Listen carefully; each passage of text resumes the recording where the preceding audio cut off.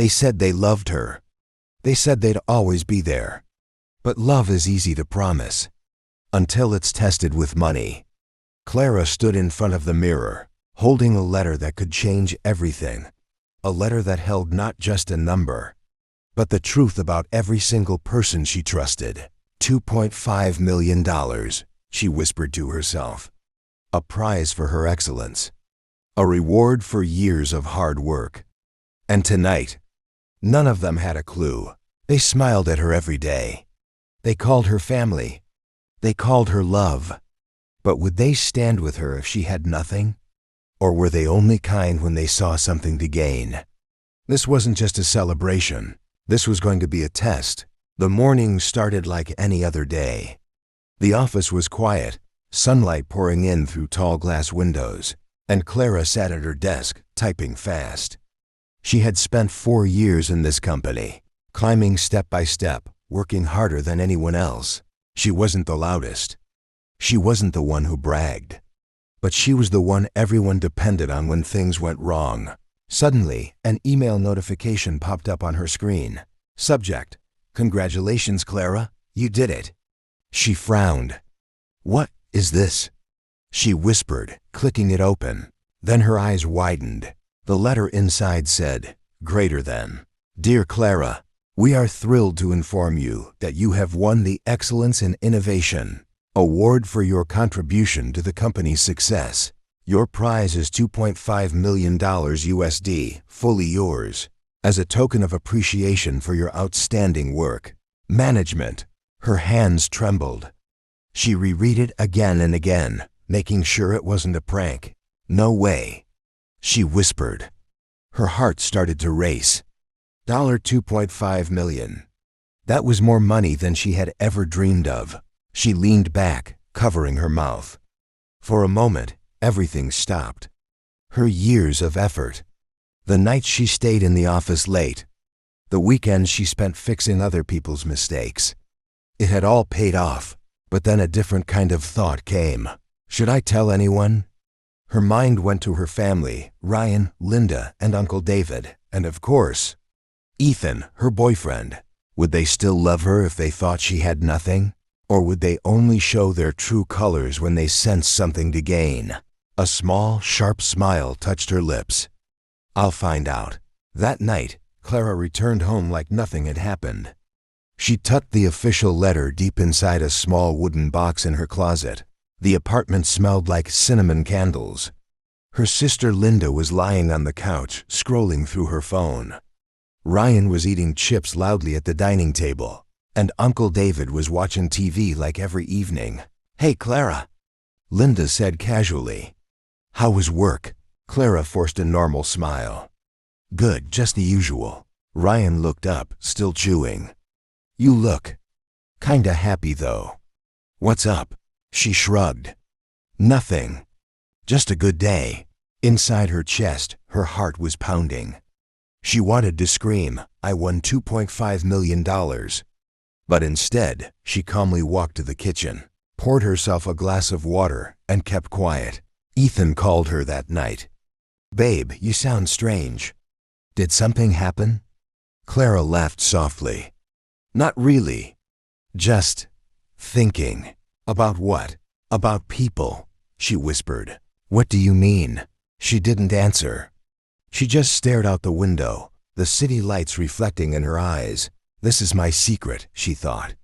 "And soon, I'll know the truth about everyone." Ryan was her older brother. Loud, careless, always joking. He worked part-time at a small garage, but never saved a penny. Growing up, Clara had always looked up to him, but he never really took her seriously. 2 days after she got the prize, Clara walked into the living room while Ryan was playing a game on his phone. "Ryan," she said softly. "Yeah?" he answered without looking up. "I need a little help. I'm kinda stuck with some bills. I need like $1,000. I'll return it in a month." He paused the game and finally looked up, surprised. "1,000? That's a lot, Clara. Why didn't you plan your stuff better?" She stayed silent, watching his reaction closely. He scratched his head. "You know, I don't really save. I mean, I could help a little, but I have my own things going on, sis. You'll figure it out. You always do. She gave a small nod. Yeah, I understand, but inside something stung. The brother who always claimed to be there no matter what couldn't offer even a little help. She walked away quietly, but in her chest. The test had begun, and Ryan had failed. Linda was the golden girl of the family. Beautiful, confident, always with perfect hair and perfect selfies. She loved attention, parties, and shopping. Clara adored her sister, even when Linda often teased her for being too serious. The next evening, Clara sat on the edge of Linda's bed. Linda was painting her nails, humming a song. "Hey, Linda," Clara began softly. I need a favor. I need some money. Just a little. I'll pay it back soon." Linda's eyes flickered with surprise. "Money? How much?" "Like $800. Linda put down the nail polish slowly. "Clara, you know I just spent a ton on that trip with Mia. And I can't just throw money around. Besides, don't you work full-time?" Clara nodded. "Yeah, but I'm short right now. I just need a little support." Linda gave a soft laugh. "Babe, you should manage your money better. Anyway, I can't help. I'm broke too." The fake sympathy in her voice burned. Clara forced a smile. "Got it, thanks anyway." She walked out of the room with her hands in her pockets.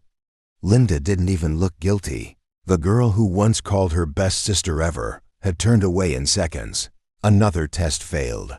Uncle David wasn't blood, but he lived with them ever since Clara was a child. He used to say, "I love all of you like my own kids." He ran a small used car business, and everyone thought he was a kind, generous man. But Clara wanted to see what he'd do when the test came. One rainy afternoon, she approached him while he was drinking tea and watching the news. "Uncle David?" He looked at her with a warm smile. "Yes, sweetheart. I need to ask you something. Kinda important." "Go on." "I need to borrow $1,500. I'll give it back in a month or two." His smile froze. $1,500? "Yes." He cleared his throat. "Clara, sweetheart, you know I love you. But business isn't going well these days. I don't really have that kind of money lying around." She nodded slowly. "I see. And honestly," he continued, "you should be more responsible. You're not a kid anymore. Money doesn't grow on trees, you know." Clara's fingers curled slightly. She nodded again, hiding her real emotions. "I understand," she said softly and walked away. Another failure. Another truth. Ethan, her boyfriend of 3 years. The one who always said, "I'll support you no matter what." She saved him for last. Because his answer would matter the most. They met at their usual cafe. The same corner table they had chosen since their first date. Ethan held her hand. "You've been quiet lately. What's going on?" Clara took a slow breath. "Ethan, I need help." His eyebrows lifted. "What kind of help?" "Money. I need a small loan. $2,000. Just temporary." Ethan leaned back in surprise. "2,000? Clara, that's not small." "I know, but I'll pay it back soon. I promise." He shook his head slowly. "I'm sorry, Clara. I have my own plans. I'm saving for a trip, and honestly, lending that much isn't smart. You're a smart woman. You'll figure it out." Something inside her chest cracked. She forced a soft smile. "Yeah, I'll figure it out." But inside, everything was changing. The person who said, "I love you no matter what," couldn't stand with her even when she asked for help. All of them had failed her test. 3 weeks later, she planned it carefully. She invited everyone, Ryan, Linda, Uncle David, and Ethan, to a dinner. A simple dinner. Nothing fancy. The table was set. Candles flickered softly. Clara wore a plain white dress, calm, quiet. But inside, she was on fire. They all sat around the table, talking like nothing had happened. Ryan joked. Linda laughed. Uncle David shared stories, and Ethan held her hand. Halfway through the meal, Clara stood up. "I want to tell you all something," she said. They all looked at her curiously. She placed the envelope on the table. "The one that changed everything. 3 weeks ago," she began, "I got this letter at work. I didn't tell anyone. I wanted to see something first. I wanted to see the truth." She slowly opened the envelope and pulled out the letter. Her voice didn't shake, it was strong. "This letter says I won a prize. $2.5 million. The room went silent. Ryan's mouth opened slightly. Linda froze with her fork in the air. Uncle David blinked twice. Ethan straightened up slowly. $2.5 million? Ryan whispered. "Yes." Clara's voice was calm. "I became a millionaire 3 weeks ago." Silence, heavy, sharp. "And in those 3 weeks," she continued, "I asked each one of you for help. Just a little. Just to see how far your love really goes." Their faces shifted. Ryan swallowed hard. Linda looked uncomfortable. Uncle David's fake smile appeared again. Ethan reached out to touch her hand. She pulled it back. "Each of you had a choice," Clara said. "You could have stood with me, but you all turned away." "Clara," Ethan tried to speak. She raised a hand, stopping him. "No, I'm not done." She stepped back and looked at them one by one. "This money showed me something. It didn't change me. It revealed you." Suddenly, their tones changed. Ryan laughed nervously. "Come on, Clara. You know I love you. I just didn't have extra cash that day." "If I'd known." Linda jumped in. "Yeah, Clara, don't take it like that. You know how I am. I was broke too. But now we can plan things together. Maybe a trip. A business." Uncle David leaned forward with a warm smile. "Sweetheart, you know you're like my daughter. I'll help you invest. I'll guide you." Ethan reached out again. "Babe, we can make our dreams come true now." Clara didn't smile. Not even a little. She could see it. The greed behind the soft voices. The hunger behind fake care. She whispered, almost to herself, "Now you want to stay close. Now you want to call me yours." And in that moment, she knew exactly what to do next. 2 months passed after that dinner. 2 months of silence. 2 months of planning. The night she revealed her $2.5 million, everything in Clara's life shifted. People she loved suddenly began treating her like a walking bank. They called more. They smiled more. They pretended harder, but Clara didn't fall for it. Instead of sharing her money with them, she quietly met a financial advisor and started working on a plan. She bought a small, abandoned warehouse on the edge of the city. No one knew about it. And every morning at 6 a.m., she drove there alone. She watched the workers she hired rebuild it brick by brick, turning it into a modern creative studio. She didn't tell Ryan. She didn't tell Linda. She didn't tell Uncle David. And especially, she didn't tell Ethan. This was hers. Her world. Her power. Every dollar she spent built something real. A place no one could claim. A place no one could ruin. And every night, when she drove home, she would pass by their smiling faces, the same faces that had turned away when she had pretended to need help. They didn't know it yet, but soon they would. Ryan was the first to show his change. He had always been lazy. But suddenly, he started acting like the caring brother. "Hey sis," he would say almost every morning. "Need help with anything? I can drive you to work." She would look at him quietly, knowing exactly why he was being so kind. Linda wasn't far behind. She suddenly became soft-spoken. "Clara, you're glowing these days," she'd say, brushing Clara's hair like she cared. "I was thinking, maybe we can open a small clothing store together. You and me. Sister's dream, you know." And Uncle David? He turned into a preacher. "Sweetheart," he would say in a calm, warm tone, "money comes and goes. Family stays. We should invest together. Build something lasting. I've got experience. I'll guide you. Even Ethan changed. He started sending good morning messages every day, flowers, sweet words. Long late-night calls about their future together. But none of them saw it.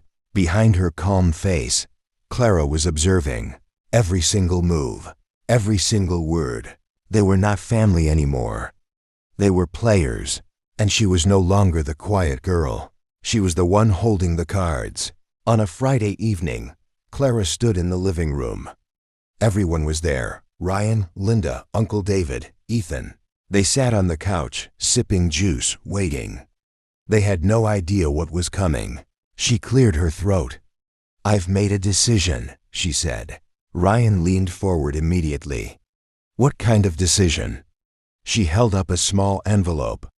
They recognized it, the same one she had used to reveal the money before.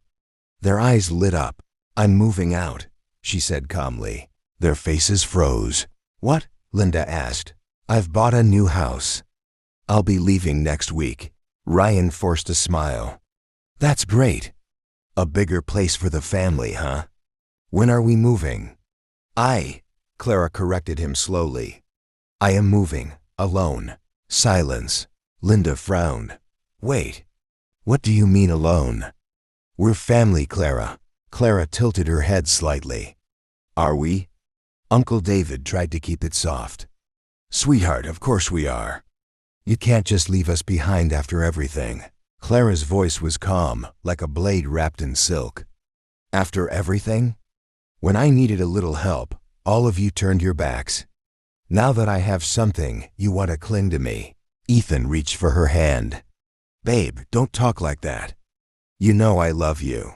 She gently pulled her hand away. "No, Ethan, you love the idea of me. The rich me. The real me?"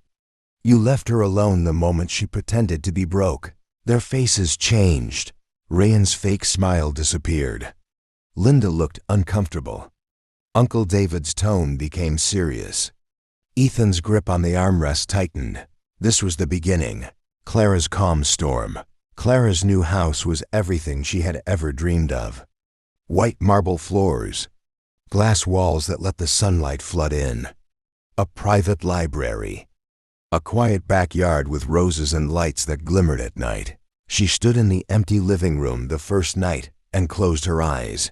No shouting, no fake smiles, no wait, only silence. And it was beautiful. She decorated every corner herself. Not a single picture of Ryan, Linda, David, or Ethan was in that house. Only her. And next to her home, the creative studio she built was now fully ready. She called it Clarity Studio. It became a space for young artists and small businesses to grow. She wasn't just rich. She was building something bigger, something that gave others the chance she never had. And for the first time in her life, she felt untouchable. The silence didn't last long.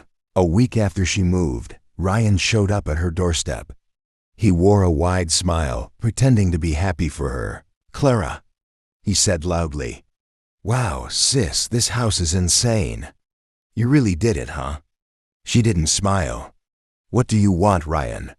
His smile faltered for a second. Then he recovered. I'm proud of you. I was thinking, since I'm struggling a bit lately, maybe you can help me out. Just a small loan. 50 grand. I'll pay it back." "You know I would." Clara looked at him with steady eyes. "When I asked for 1,000, you didn't have anything. Now you want 50? He shifted uncomfortably. "Yeah, but..." She opened the door wider. "Goodbye, Ryan." "Clara, come on, don't be like that." He pleaded. "We're family." She didn't flinch. Family isn't about blood. It's about who stands with you when you have nothing. "You didn't." Then she closed the door in his face. For the first time, Ryan realized the sister he used to mock wasn't the same girl anymore. 2 days later, Linda arrived. Unlike Ryan, she didn't come with loud smiles. She came with fake tears. She hugged Clara tightly. "I miss you," she whispered. Clara didn't hug her back. "What do you need?" Linda stepped back, pretending to be hurt. "Can't I just see my sister?" Clara crossed her arms. Linda sighed dramatically. Fine, I lost my job. Rent is due. I have nowhere else to go. Can I stay with you for a while? Just until I figure things out. Clara stared at her quietly. Do you remember the day I asked for $800? Linda froze. You told me to manage my money better, Clara continued softly. So now, Linda, maybe. You should manage yours better too. Linda's lips trembled. Clara, don't do this to me. I'm your sister. No, Clara said, her voice cold and calm. You're a stranger who used to be my sister. She turned and walked back into the house, closing the door behind her. Linda stood outside, sobbing, but even her tears couldn't break Clara's wall now. This wasn't cruelty. This was justice. The next visitor was Uncle David, but unlike Ryan and Linda, he came dressed in a suit, carrying a briefcase, pretending to be professional. Sweetheart, he said with his practiced warm smile, I have a business proposal for you. You have money, I have experience. Together we can grow it. Double it, triple it. For family, Clara tilted her head slightly. Where was this energy when I asked you for $1,500? His smile twitched for a second. That was different. But now I have money, Clara finished for him. He cleared his throat. Exactly. And family should stick together. Clara stepped closer, her voice quiet but sharp. No, Uncle. Family should stand together. Not just stick around when it's convenient. His smile faded completely. You're making a mistake, he said coldly. No, Clara whispered. I'm correcting one. She opened the door for him to leave. For the first time, he walked away without calling her sweetheart. And then came Ethan, the one who hurt her the most. He showed up at her new house with flowers. The same roses she used to love. Clara, he said softly, I miss you. She looked at the flowers, then at his face. Do you? He took a step closer. I made a mistake. I know I should have helped you that day. I was stupid. But I love you. We've been together for 3 years. Don't throw it all away for one mistake. Clara didn't speak for a moment. She just stared at him. Her silence felt heavier than any scream. Then she said slowly, Ethan, love isn't about showing up when someone is rich. Love is about staying when someone has nothing. He shook his head. I can change. I swear. She took the flowers from his hand. For a second, hope flickered in his eyes. Then she dropped the flowers on the ground between them. I already changed, she said. And I don't need you anymore. He stood there speechless, watching her close the door. For him, it was the end. For her, it was just another piece falling into place. While they were busy trying to crawl back, Clara's world kept rising. Clarity Studio grew fast. Artists, designers, small entrepreneurs, everyone who had a dream but no support. She gave them a chance. She didn't hand out money blindly. She built something solid. A system where hard work was rewarded. Where loyalty mattered, the local news began talking about her project. The young woman who turned $2.5 million into a movement, they called her. She didn't chase attention. But power found her anyway. Ryan watched from the outside. Linda cried in jealousy. Uncle David complained to relatives. And Ethan posted fake motivational quotes online, pretending he was doing fine. But deep inside, all of them regretted letting her down. They lost not just her money, they lost her. 6 months later, things took a turn, but not for Clara. For them. Ryan lost his job at the garage. Linda got evicted from her apartment. Uncle David's business collapsed after a bad deal. And Ethan? He watched her success on the news, realizing he would never stand next to her again. One by one, they came back. Not with smiles, not with fake words, but with desperation. Ryan begged for a job. Linda begged for a room. Uncle David begged for an investment. Ethan begged for forgiveness. And Clara listened. She didn't scream. She didn't gloat. She didn't say, I told you so. She simply looked at them and whispered, "You taught me everything I needed to know the day I pretended to be broke." Their eyes dropped. This time, they weren't facing the quiet Clara. They were facing the woman who rose without them. Clara invited them all to her studio one night. It looked beautiful. Lights, music, and people celebrating the company's 6-month success.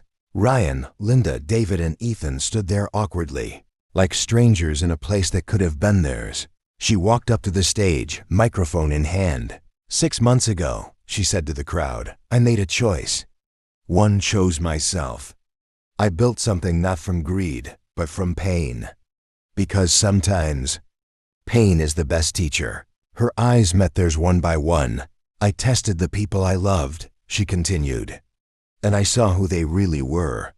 Tonight, I stand here not to hate them, but to thank them. Because without their betrayal, I would have never built this. The crowd applauded, but the 4 faces in the corner burned with silent shame. After the event, she walked up to them slowly. Ryan whispered, "Clara, we're sorry." She nodded once. "I know. But sorry doesn't rebuild trust. Sorry doesn't erase the moment you left me standing alone." Linda tried to grab her hand. "Please, Clara, we're your family." Clara gently pulled her hand away. "No, family is who stands with you in the storm. You all left when it rained." She turned to leave. Ethan stepped forward. "So, this is it." She smiled, a soft, dangerous smile. "No, this is my beginning." And she walked away, leaving their regret behind like ashes in the wind. Months passed. Clarity Studio became a national success story. Clara's name appeared in magazines and business articles. But fame wasn't her prize. Freedom was. She stood on the rooftop of her studio one night, wind in her hair, city lights below.